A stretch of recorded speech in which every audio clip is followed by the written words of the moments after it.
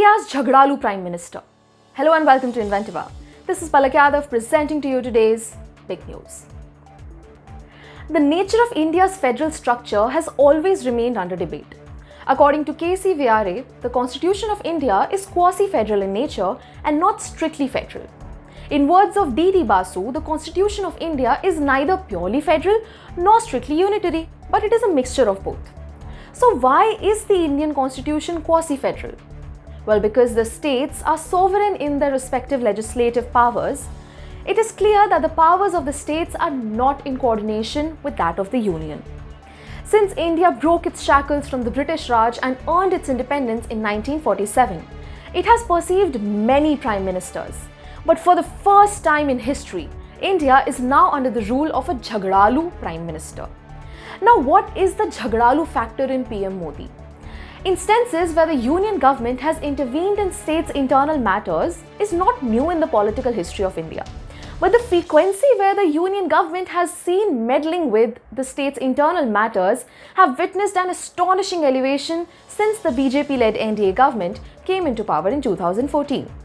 Recently, Mr. Manish Sisodia, the Deputy Chief Minister of Delhi, had remarked that India has never seen a Jhagdalu Prime Minister like Mr. Narendra Modi ever before. Delhi government's Mukhyamantri Ghar Ghar Ration Yojana or doorstep delivery of ration has seen many objections and protests from opposition parties, but recently the objections raised by the union government has made Sisodia call Mr. Modi Jhagdalu. The Delhi government and the centre have been engaged in a battle ever since the former has announced a scheme.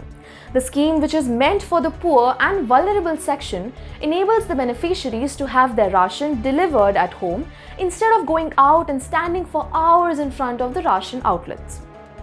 According to the union government, the scheme was not approved by the centre before being implemented. On this notion, the AAP government made it clear that it never sought the approval of the union government. Delhi government stated that according to law, distributing ration is the state government's prerogative. But Mr. Modi, being Mr. Modi, couldn't resist intervening in the state matters. In a letter to the Delhi government, the Ministry of Consumer Affairs, Food and Public Distribution raised certain objections related to the scheme. Most of these objections seemed petty and laughable, as commented by Mr. Sisodia. This tussle between Delhi and Modi's army has attracted an audience since March when the union government asked AAP-led Delhi government not to implement the scheme, as it is not permissible to use subsidized food grains allotted under the National Food and Security Act or NFSA for the project. However, the centre also assured that it will not have any objection if the Delhi government comes out with a different scheme without mixing the characteristics of NFSA.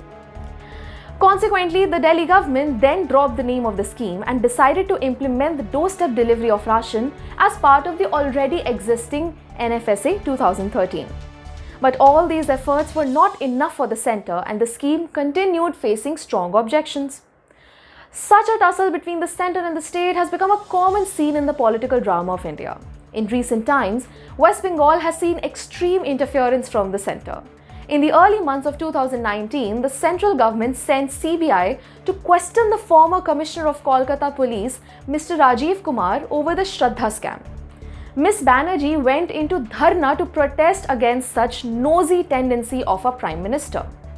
Mamata Banerjee's anti-CAA protests in Bengal grabbed the nation's attention and exposed our Prime Minister's Jhagdalu side even then.